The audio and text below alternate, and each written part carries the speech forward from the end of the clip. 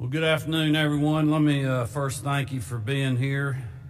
As usual, with me today is Dr. Kathleen Toomey, as well as Ryan Loke. If you remember, Ryan joined us for the last press conference on Friday. He is the Deputy Chief Operating Officer and our Healthcare Policy Advisor. I'm going to be very brief today so Dr. Toomey can provide her update and we can obviously take some questions from you. First of all, I just want to let you know I just got off the call our team did with Vice President Pence and the White House Coronavirus Task Force. I'd like to just take a moment and thank the Vice President, all the members of the Coronavirus Task Force for all their work and assistance that they have given us over the last 10 months. I appreciate the Vice President's leadership in combating this virus.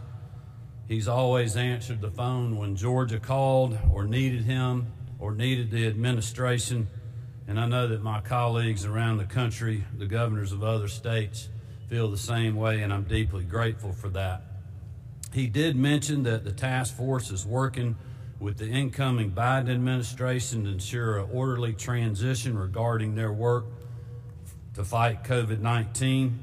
And I hope the incoming administration will take the same coordinated approach to the task force with the nation's governors as the Trump administration has over the last 10 months, and I'm sure that they will do that.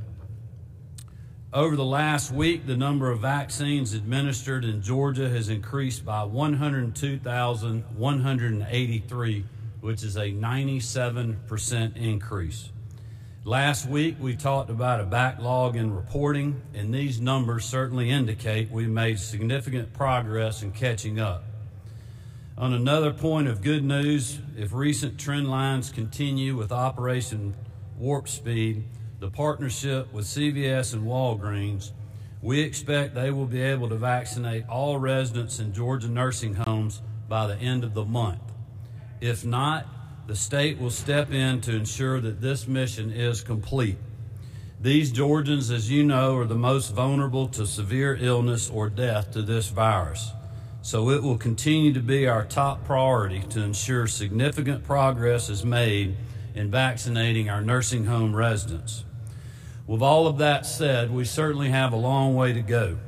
As many of you have reported, many local health departments are being inundated with calls and website forms from Georgians hoping to schedule their vaccines. I'm asking that the media here today and those joining us remotely share these simple facts with the public. First, we have 1.3 million seniors and 536,000 healthcare workers in Georgia. Second, we are allocated 120,000 vaccines per week. 40,000 of those are immediately withheld from the state and sent to CVS and Walgreens to vaccinate our nursing home staff and residents through the federal program Operation Warp Speed. That leaves only 80,000 doses per week for vaccinating the expanded 1A criteria, or roughly 11,500 doses per day. And over the last week, we have been reporting that number or more every day in vaccines administered on the DPH dashboard. Simply, this means we are not only using up our daily allotment each day, but we are also catching providers up on reporting previous vaccine administrations, and this is certainly good news. In the first month of the vaccine distribution, we were always going to have far more demand, even after we strictly limited eligibility, than we had supply. That is what both Dr. Toomey and I have said consistently since we began this lengthy process. Let me remind you, the state is not producing the vaccine or deciding how many vaccines are allocated.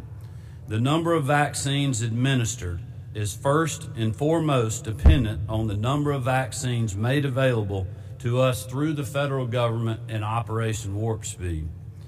Yes, the phone lines will be busy. Yes, the websites will certainly crash. There's simply vastly more Georgians that want the vaccine than can get it today. This is no doubt frustrating. I would prefer that we have ample supply and we could vaccinate everyone immediately. Unfortunately, that is simply not possible. However, I am encouraged by the obvious demand for the vaccine because, as Dr. Toomey and every reputable public health official has said, this vaccine is safe and it is highly effective. I will also say that all health districts and most providers are vaccinating on an appointment basis. Having spoken to Dr. Toomey and her team, it is our belief that this is the best approach to ensure accurate patient information is gathered, all safety protocols are followed, and that no vaccine is spoiled. Again, this will mean delays between receiving the vaccine and administering the dose. But these are corners that should not be cut with both the Pfizer and Moderna vaccine. I do not believe it is the right approach to have seniors out in January weather in long lines at a first-come, first-served vaccine drive. We have also unfortunately received reports of large providers holding vaccine in reserve. Let me be clear. If you are a provider who has signed a contract with the state and are receiving vaccines, we expect you to be administering those doses quickly and as safely as possible. If this issue continues, the state will take possession of those doses and ensure that vaccinations continue. If it takes me firing up my pickup truck and doing it myself, so be it. As of today, we have not been informed by Operation Warp Speed of when we will be shipped more vaccines than our current weekly allotment. Given today's news on planned release of second doses, I hope that we will get the specifics on exactly how much vaccine we will now receive and when we can expect it. We continue to hear concerns on additional populations eager to receive the vaccines, educators, those with underlying conditions, disabilities, as well as their caregivers. Please know that we are working tirelessly to get our limited supply of the vaccine to those who need it and to whom it will do the most good. As soon as we have concrete guidance on vaccine supply and logistics infrastructure necessary for that expansion from Operation Warp Speed, we will act quickly and accordingly. I know that everyone is probably tired of me saying this, but I will continue to ask for people to be patient. Thursday of this week will mark 1 month since we received our first vaccine allocation, and there will continue to be roadblocks ahead as we roll this out. There will be mistakes made. There will be waiting and many obstacles we will have to work to overcome in the days ahead.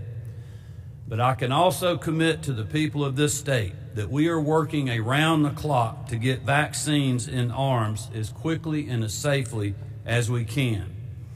Thank you again for being here. Thank you for helping us to get this transparent information out to the people of our state. I'll turn it over to Dr. Toomey for her update, and then I'll come back and give you a brief update on Capitol Hill security with Colonel Wright and General Cardin. Dr. Toomey.